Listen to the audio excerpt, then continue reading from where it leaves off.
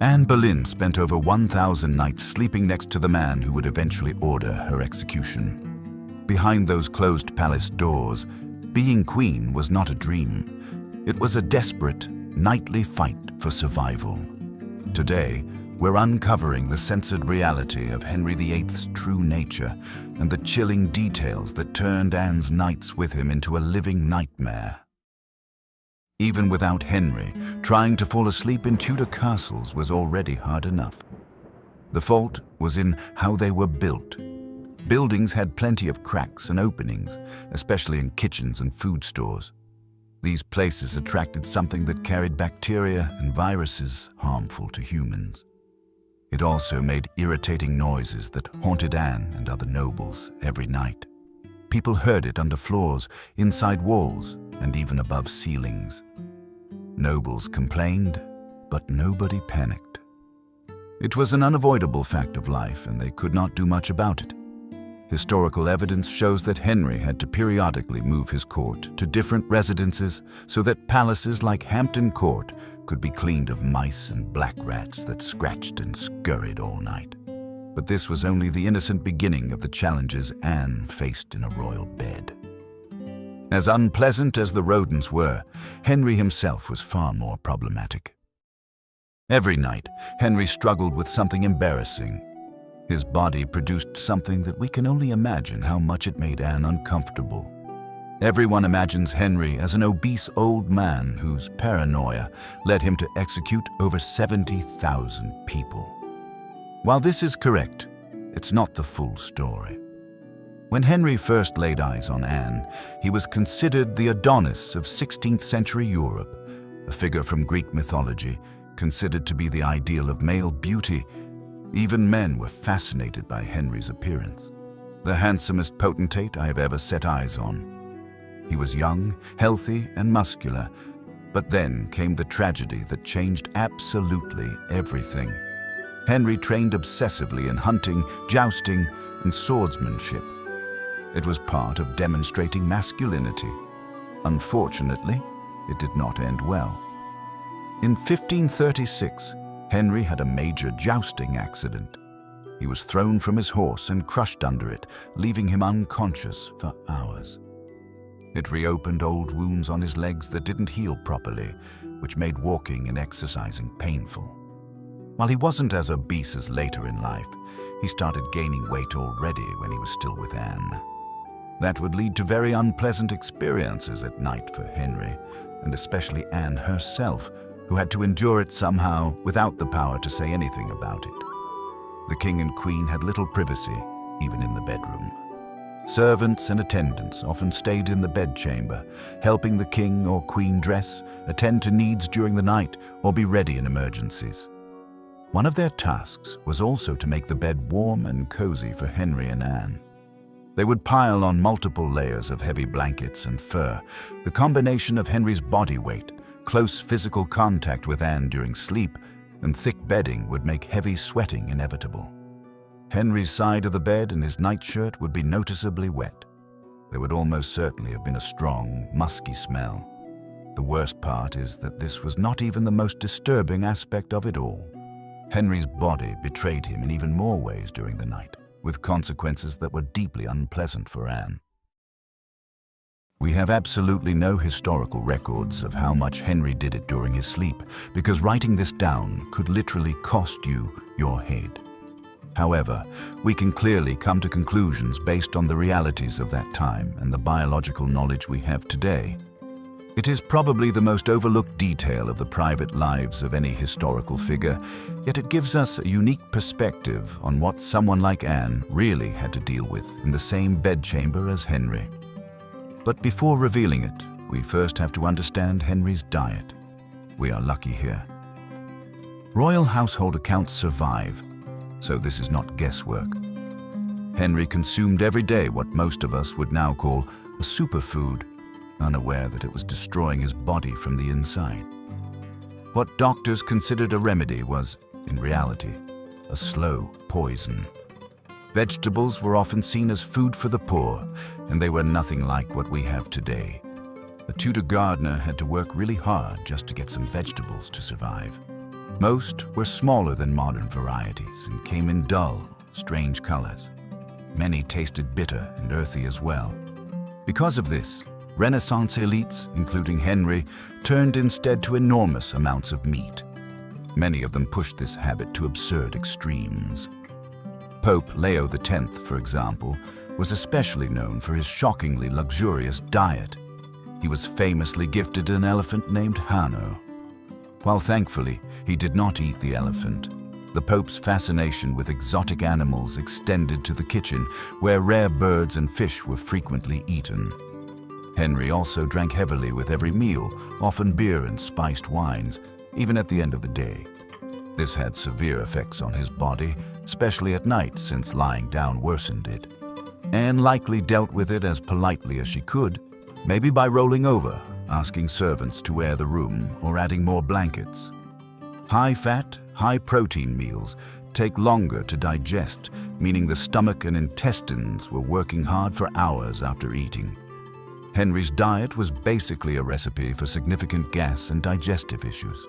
It would almost certainly have happened night after night. Yet even this was nowhere near the end of all the things Anne had to suffer through during each night's sleep. The royal bed itself hid something terrifying. Beds in Tudor England were alive, and not in a poetic way. They were wooden, cracked, and impossible to clean fully. Those were perfect conditions for something silent but dangerous.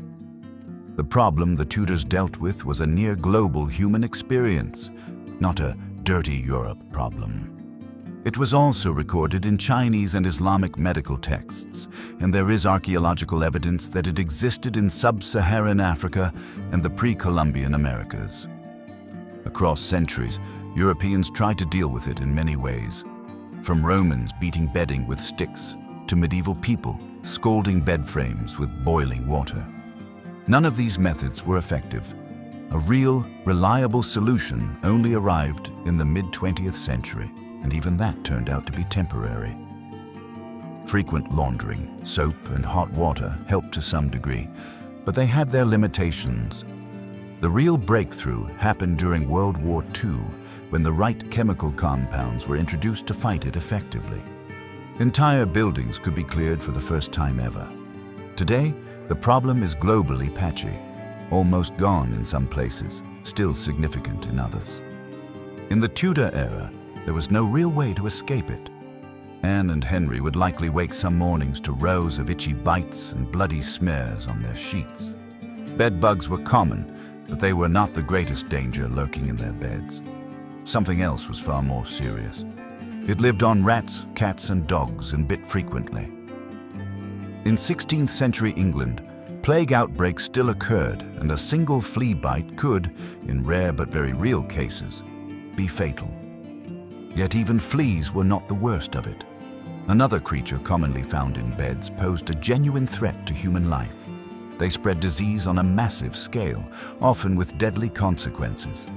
Apart from harmless spiders and beetles, body lice were also easily found on beds. And before we get into more intimate details about Henry and Anne's nightlife, we must remember that Henry's body during sleep added even more horror to this entire mix. Henry is frequently listed alongside other historical figures, such as Napoleon, who likely suffered from a serious disorder that made itself known while sleeping. At night, castles were very different spaces than the quiet, romanticized versions we often imagine. Noise could be very unpleasant. Servants and guards walked through shadowed corridors, making doors creak and whispering to each other. Even soft footsteps could echo loudly. Wind howled and whistled through towers, especially during winter.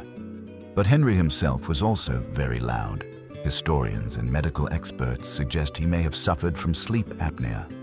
It's a serious breathing disorder where breathing repeatedly stops and starts during sleep, most commonly due to airway blockage. One of the symptoms is loud snoring and gasping or choking as breathing restarts. It is easy to imagine how annoying this must have been for Anne. But here is the part that modern people often underestimate: the smell of the night at castles. Apart from the gases we mentioned earlier, Anne had to endure something else that was quite harmful to her health. The Palace of Versailles, built by King Louis XIV of France, was especially known for its awful smell. People relieved themselves in chamber pots, then emptied them into courtyards or gardens, or simply left them standing in rooms and corridors. Servants were meant to clean this up, but with thousands of people there every day, it was simply impossible. Human waste was everywhere, all the time. But how did it look when it came to Tudor castles? It also smelled bad, but in totally different ways.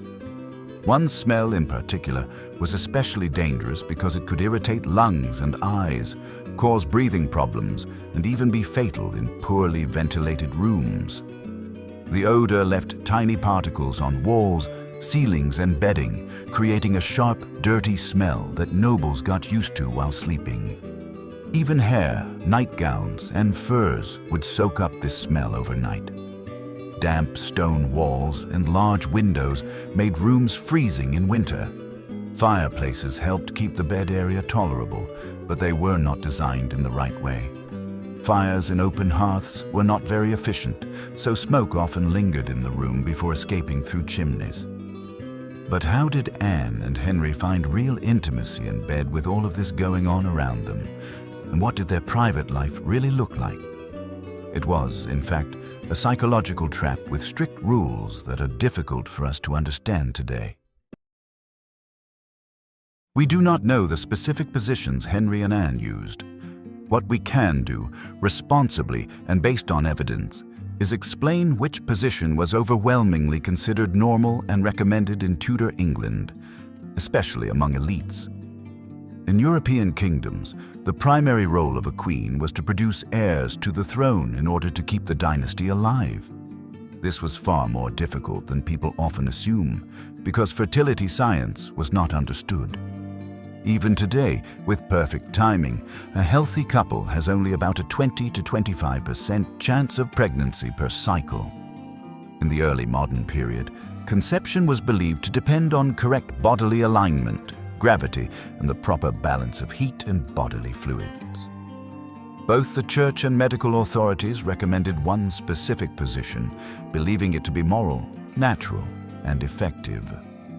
They strongly discouraged alternatives, claiming that they could reduce fertility, produce monstrous or unhealthy children, or signal lust rather than marital duty. For a king like Henry, who was desperate for a male heir, it is almost certain that he adhered to what physicians and priests approved: man on top, woman beneath. The dynamics between Henry and Anne in the royal bedchamber were extreme and, by modern standards, deeply disturbing. Absolute power with no limits often brought out the worst in monarchs. Kings often had numerous sons and daughters with different women. The problem was that these children were illegitimate because the parents were not married to each other. For example, contemporary sources claim that King Augustus the Strong of Poland fathered a total of between 360 and 380 children. This is likely exaggerated, but he still tops most credible lists. Louis XIV is believed to have fathered approximately 16 to 17 illegitimate children with his various mistresses throughout his reign. Henry VIII was no exception. While during his life he officially recognized only one illegitimate son, Henry Fitzroy, he likely had more. It is strongly suspected that Anne's sister's children, Catherine Carey and Henry Carey, were actually his. This would be likely because Mary Boleyn was Henry's mistress before the romance between him and Anne. Queens absolutely did not have this type of freedom, quite the opposite. Henry was the absolute authority. Anne could not control timing or conditions, express dissatisfaction, or set boundaries without risk. Even if she wanted Henry at times, she always knew the stakes. That kind of pressure makes relaxation almost impossible. Henry was large, dominant, and physically imposing. Beds were hard, shared, and hot. Hygiene was limited by modern standards. Privacy was incomplete, with servants always nearby. Henry and the entire country measured Anne's worth in pregnancies, not in personhood. This becomes disturbingly clear when we look at what happened to her body after she failed to give him the son he desired. He went out of his way to display a level of cruelty that exceeded even the brutal norms of the time. For more on this, watch the previous video.